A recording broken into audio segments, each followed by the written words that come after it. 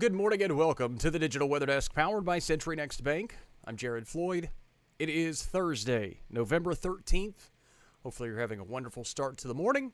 It's a pretty quiet day across the area, expecting a quiet rest of the week, but things could get a little bit more active next week. Today's forecast made possible by ServPro with 3 locations, Shreveport, Monroe, West Monroe, and Natchez to serve you.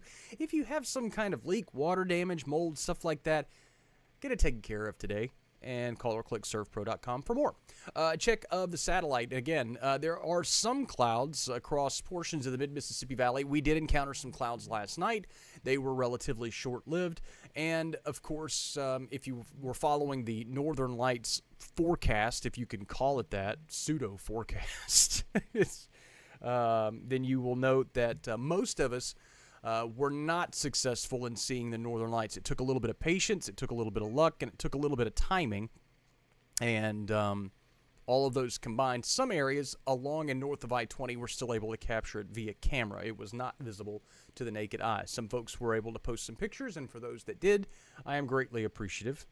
And also some folks just took some pictures of awesome stars last night, and you don't need an excuse to do that. You can always upload pictures via the Digital Weather Desk app, available for Apple and Android users. You can always just email them to me. You can just post them in the comments of whatever thread that you're reading. You're like, I think he needs to see this. Just post them.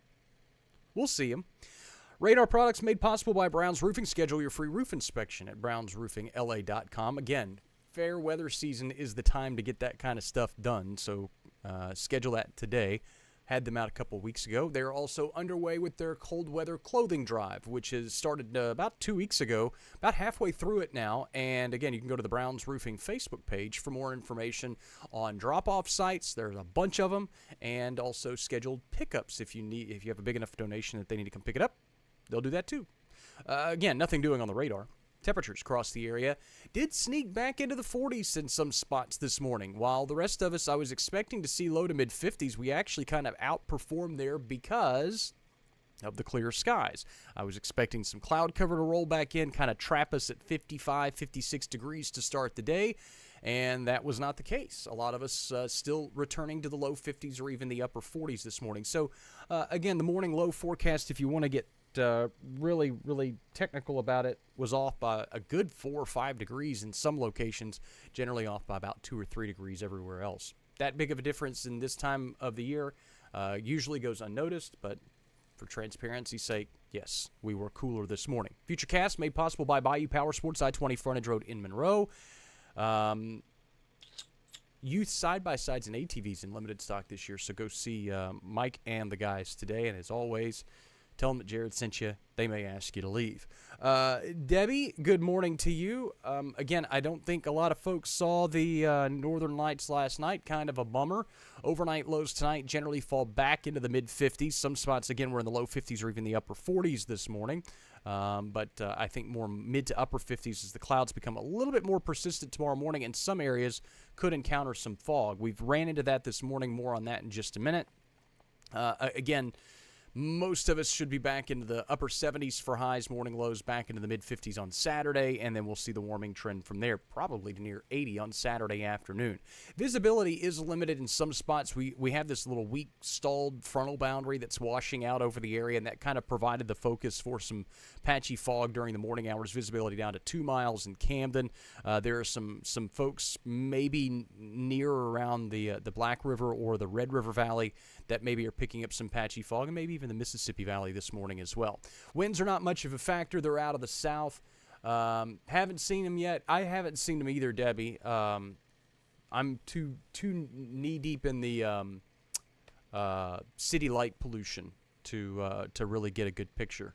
And I wasn't going to venture out at night too far away from the house, so I like being at home.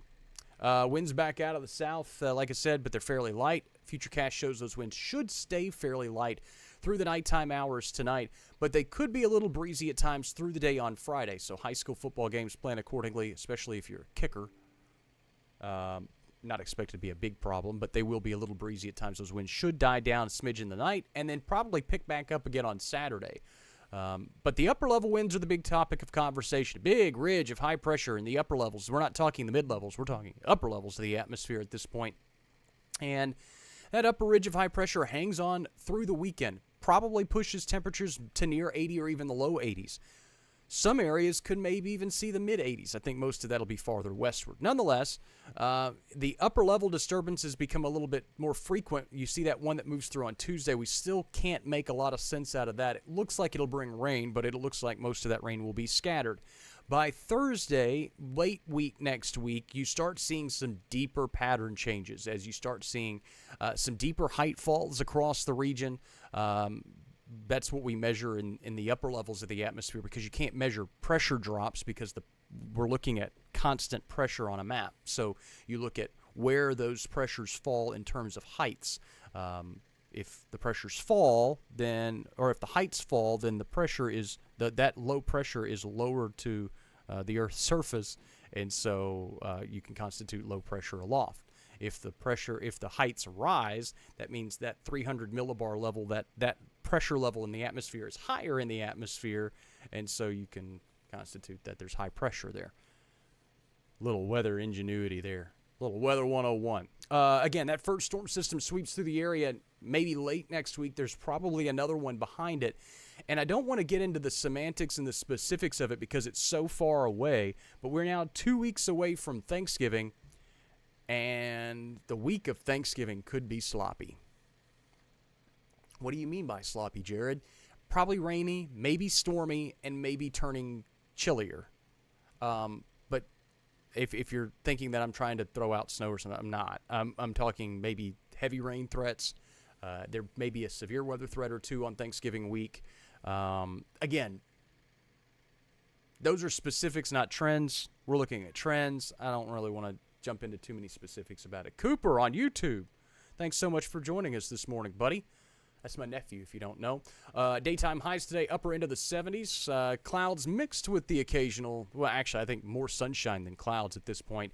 Clouds return tonight as lows fall into the mid to upper 50s. Some patchy fog not out of the question, especially in the river valleys. Winds will stay generally light out of the south. 7-day forecast made possible by 3B Hardware as we talk about getting ready for the fall and now the winter months, and obviously the big temperature swings, the rain, the storms, all that stuff. 3B Hardware can get you squared away for that. Also, all of your cold weather preps, if you haven't finished those. Should have, but if you haven't, make sure you do.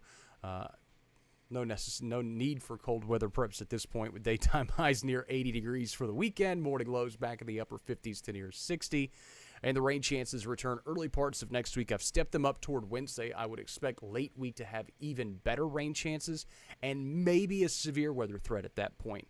But again, no specifics. No specifics. Really no reason to even think about specifics at this point. If we can barely get the forecast right inside 7 days, why are you worried about what's going on 7 to 10 days? It's like the internet trolls that get on there, and I saw somebody trolling one of my buddies on NorCal weather, Mike Kruger, and he's just trolling him about all kinds of stuff. And I was like, why are you following a weather page when you're just going to troll a guy? Just unfollow it. Makes no sense. May, Evelyn, good morning to you. Hopefully you guys are off to a wonderful start this morning. That's pretty much a look at the forecast. Not a whole lot to tackle until we see a big pattern change. And also the drought monitor wasn't out. Let's see. Let's just see real quick. I'm going to put myself up full screen. Why? Because I'm about to do some behind the scenes magic. It's not really magic. I'm just pulling a graphic in there that wasn't in earlier. Let's see if that's changed. Yep. Okay. So I'll leave you with the drought monitor. This is updated. Moderate drought conditions across southeastern Arkansas. I know you're thinking, how in the world is this updated? It looks the exact same as last week.